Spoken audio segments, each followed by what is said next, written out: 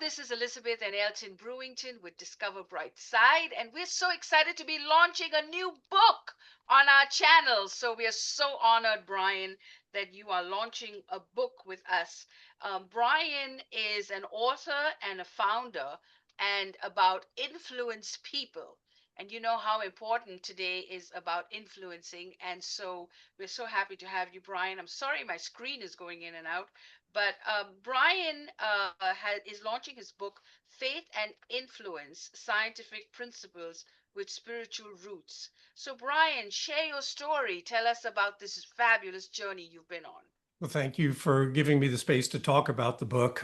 I've been working with the material from a man named Dr. Robert Cialdini for more than 20 years. And Dr. Cialdini is the most cited living social psychologist in the world on the science of ethical influence.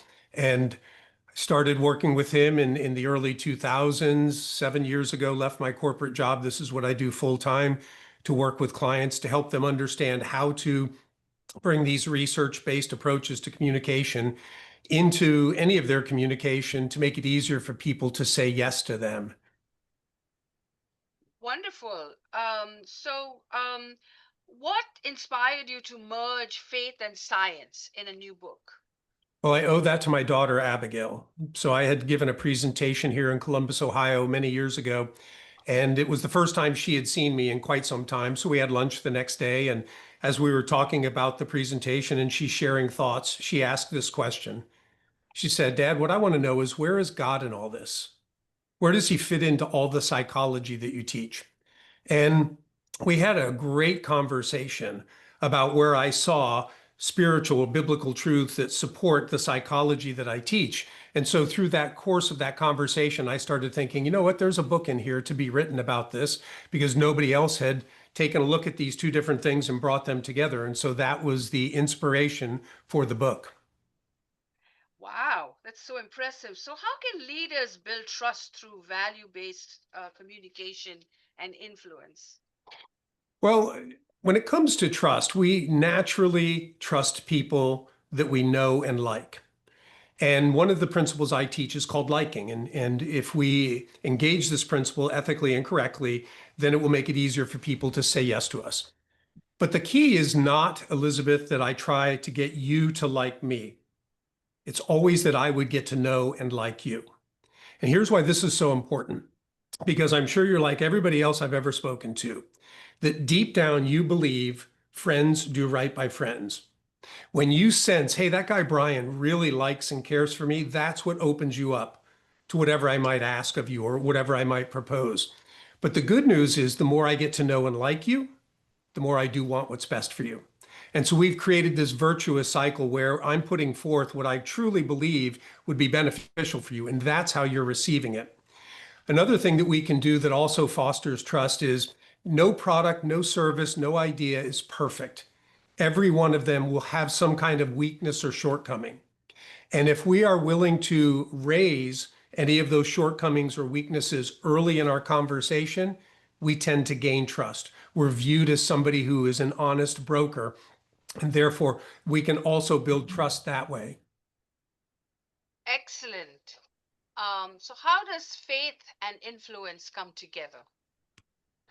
Well, as I was telling my daughter when we had the conversation, if you look at biblical tenets, there are so many things that have been talked about for thousands of years that Jesus talked about and other writers of the Bible. So when my daughter asked me that question, I said, I can't necessarily talk about love sometimes in a corporate setting. But if I engage this principle of liking the right way, that I really get to know you and I like you and I care for you, I'm getting really close to love because I'm wanting what's best for you. Jesus encouraged us, it's better to give than receive, right? And do unto others as you would have them do unto you. In other words, he was encouraging us to take the first step. Well, the rule of reciprocity is that people feel obligated to give back to those who first give to them. And so if we're engaging this principle, not a give to get mentality, but a give because I've come to know and like you, and I really want you to prosper, then I'm doing it the right way, the way that Christ talked to us about. So that's where I started to see this connection between the psychology of influence and these biblical principles. That's great. I'm sorry, step in Elton here. Thank you, Brian, for your insights and You're input. welcome. Uh-huh. Leave it to our children to make us think about the future through God that way. But trust is an enormous commodity. Mhm. And, when you're picking or selecting, um, you know, people that we want to be allies for us and with us, and some, it's amazing. I mean, in America, in our culture, we have this paradigm of being able to trust people professionally, Mhm. but that's not always the case. And so, in your writings and actions and what you're professing in your book, is there a paradigm of a platform or condition that you want to bring people to help them find, the platforms for trust? Well, I write a lot about ethical influence and what it means to be an ethical influencer. And I think following the rules of being ethical are good. But Elton, you probably know, and I know this, that human nature is such that we always want to go to the edge of the rule, right? Uh-huh, How far can I actually go and still be okay? uh-huh, And that's kind of what the Pharisees did. I mean, they were rule followers to the nth degree, and yet Jesus called them hypocrites because their hearts weren't changed.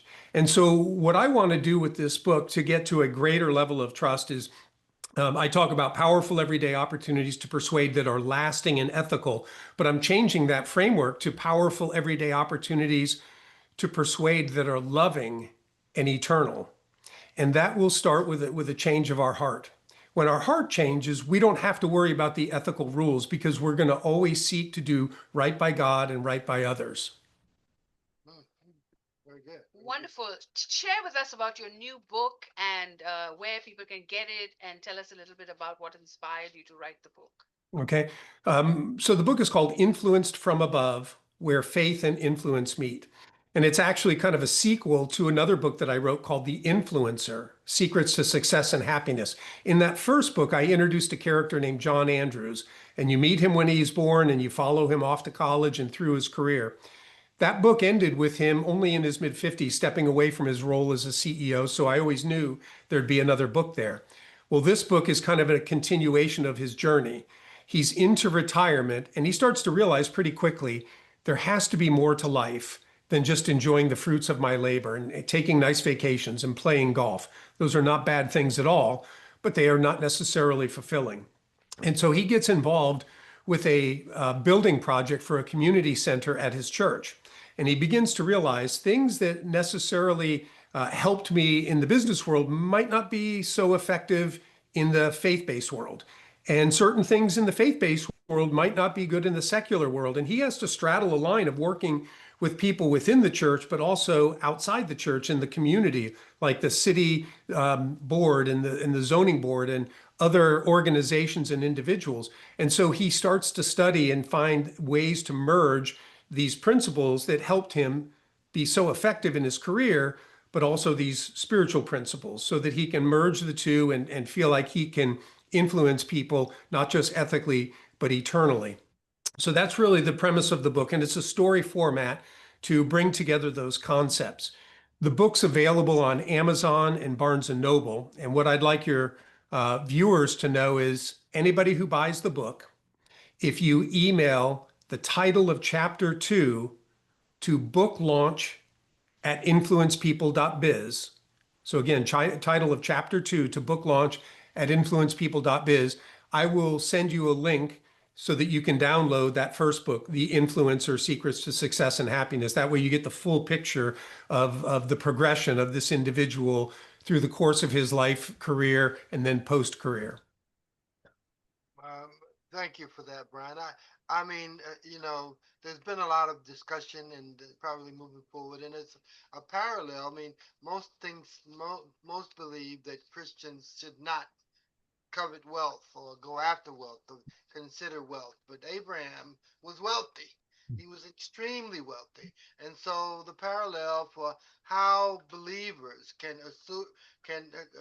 aspire to wealth and Mm, really find comfort in the fact that your family secure, completely secure, and legacies will transfer on and on and on.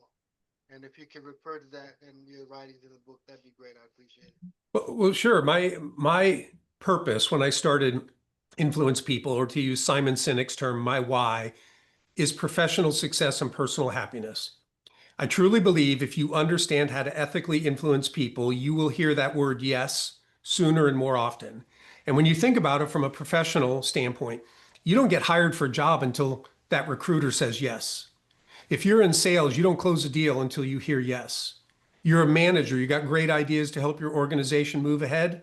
They're going nowhere until somebody above you says yes. And even if you are the owner of the company, the leader of the organization, it will not matter how good your mission, your vision, or values are if you can't get people to say yes and execute. So we get it. It's critical professionally. But when we think about when we go home, life at home tends to be a lot more peaceful and happy when those around us more willingly say yes to us. So by understanding how to build these relationships and ethically influence people, we can hear that word more often. But I think a key with this is it's not the pursuit of the wealth, it's the pursuit of the good of other people. And I've come to work with organizations and build relationships with people where I can honestly say, if I never do any more business with them, it's okay because the friend that I made through this, the relationship that I have and the impact that I can have on that person for the kingdom of God is the most important thing. But I also recognize too that when people see that sincerity, it naturally opens up those doors to do more. So it's a subtle shift. It's just like the shift of the mind where it's not about me getting you to like me, it's about me coming to like you. And I may still do many of the same things. I think with having success and happiness, that is not the goal. The goal is the impact that we have for the kingdom of God and the relationships that we build. But then those other things naturally start coming to us. Yes. And thank you for those words of wisdom. You're watching Discover Brightside. If you need to get in touch with Brian and get his books, we'll make sure the links are available and that the book is available in our bookstore as well. So you have no excuses. Get the book and chapter two, get your free download. We'll give you information on that as well.